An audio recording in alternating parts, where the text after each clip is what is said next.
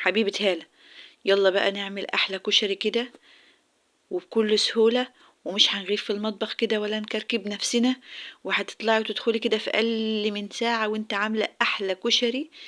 والدقة بقى واسرارها والحمص والصلصة والحاجات دي.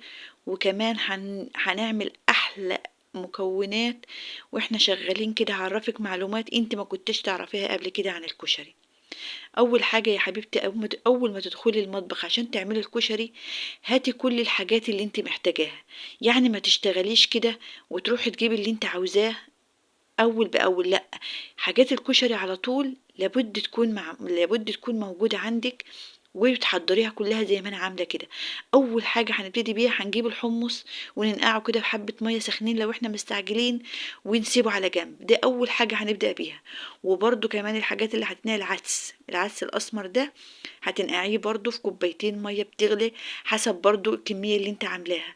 وبرضو نقشر البصل ونحضره والثوم، ونجيب الشعريه والمكرونه اللي احنا هنعملها كبيرة وصغيرة، ونغسل الرز كمان ونسيبه يتصفى. وكمان نضرب الطماطم، واهم حاجة انك تصفيها. ما تعمليش الطماطم بتاعة الكشري الا وانت مصفياها، عشان كده تكون ايه. وتضربي معاها يا حبيبة قلبي وانت بتضربيها قرن فلفل. هنا بقى دي حاجة ديت اختياري، انا كنت طبعا عندي فراخ وكان في كمية قوانص كده، فحبيت اضيفها للكشري معاكم. هتشوفونا واحنا شغالين دلوقتي بنعملها ازاي، وخليكي معايا. اول حاجة هنيجي على البوتاجاز بتاعنا، اول حاجة نبتدي بيها نولع كده ونحط ايه الحمص، لانه هياخد شوية وقت معانا على ما نخلص يكون طاب. اول حاجة نبتدي بيها. وبعدين يا حبيبة قلبي نجيب الحلة بتاعتنا، ونحط فيها زيت، 3 4 معالق زيت كده. ونحط الطماطم تتسبك، وما تنسيش زي ما قلتلك تضربي معاها قرن فلفل احمر او اخضر حر زي ما انت عايزه او بارد. ونحط بقى معلقه كمون مشكله كده، ملح، كمون، فلفل اسمر، كزبره.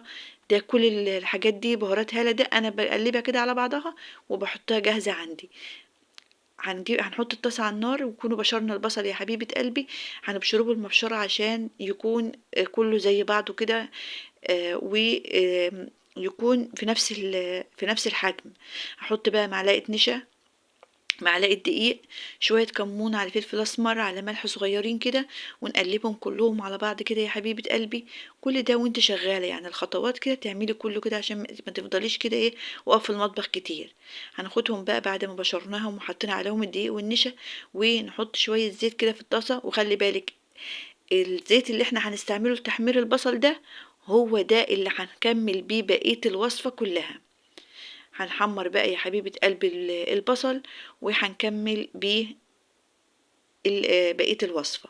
هنحمره كده يا حبيبة قلبي. ما تنسيش وانت واقفة كده تصلي على الرسول كتير، وتسمي الله. واحنا برضو بنحمر البصل كده، هنروح نجيب مية المكرونة ونحطها جنبنا عشان تغلي، عشان نسلق المكرونة. احنا مش عايزين نغيب في المطبخ كتير. البصل كان اتحمر يا حبيبة قلبي. هن ايه، هنطلعه كده ونخلي شوية صغيرين، عشان هنعمل في مكانه برضو القوانص اللي انا كنت مخلياها. هنخلي بقى، هناخد يعني هنفضي الزيت، ونخلي شوية كده صغيرين هننزل فيهم بالقوانص. مش هنكتر لان فيها بتبقى فيها دهون.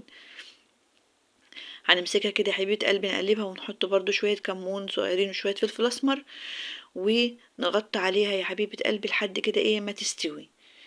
مش هنحط معاها ولا مية ولا اي حاجة، زي ما هي كده يا حبيبة قلبي. هتقلبيها وتغطيها وتسيبيها تستوي.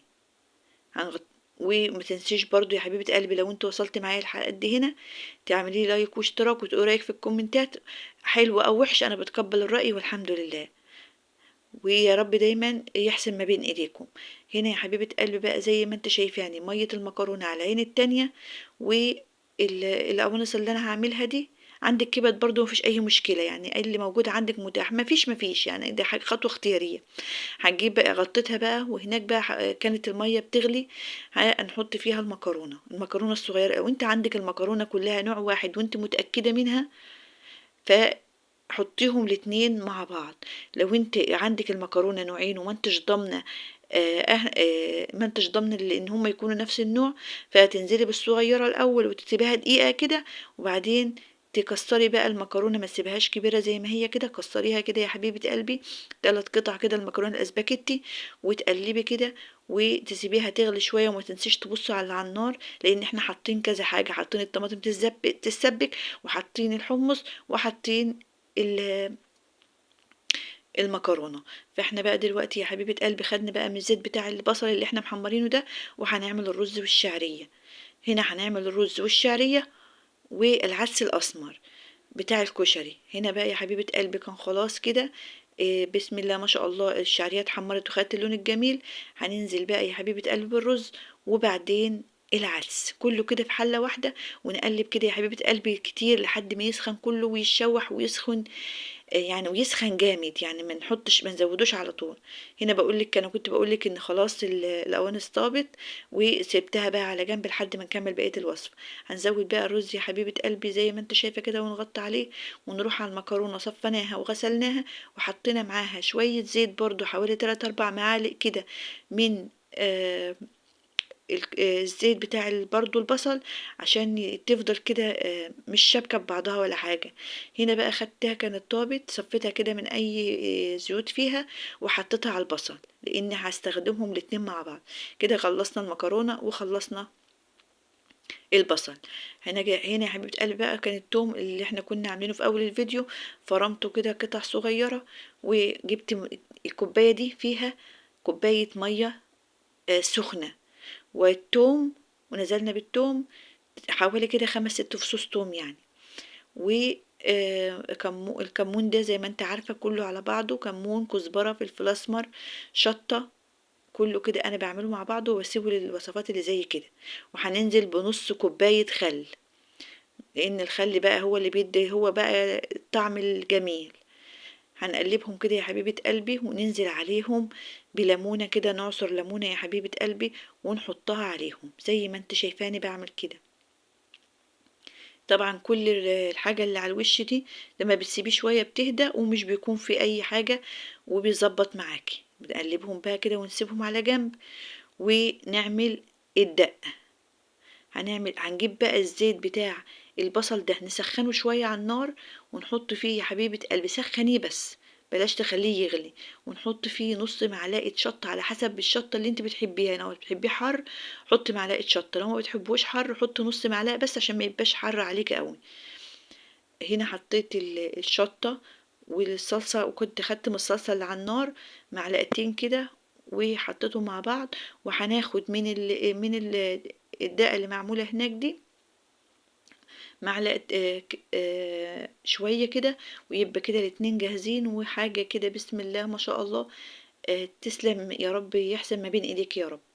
هنحط بقى يا حبيبة قلب الحمص كده، كان طاب خلاص. بما اني خلصت كله كان الحمص طاب، حطيت عليه كده رشة من الكمون، وجهزت حاجاتي كلها مع بعضها كده يا حبيبة قلبي. انا كده خلصت كل حاجة، وهنظبط بقى الكشري بتاعنا كده. ويا ريت تقولوا لي رايكم في الكومنتات.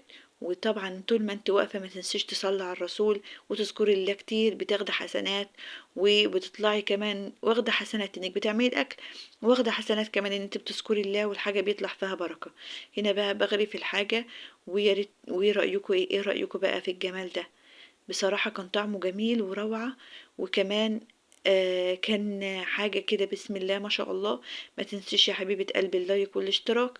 وأحسن حاجة بقى في الوصفة دي إن كل واحد بيعمل على ذوقه، يعني في اللي بيحب كده وفي اللي بيعمل زي كده، يعني هو أحلى حاجة إن هما كل واحد بيغرف الكشري دي على ذوقه.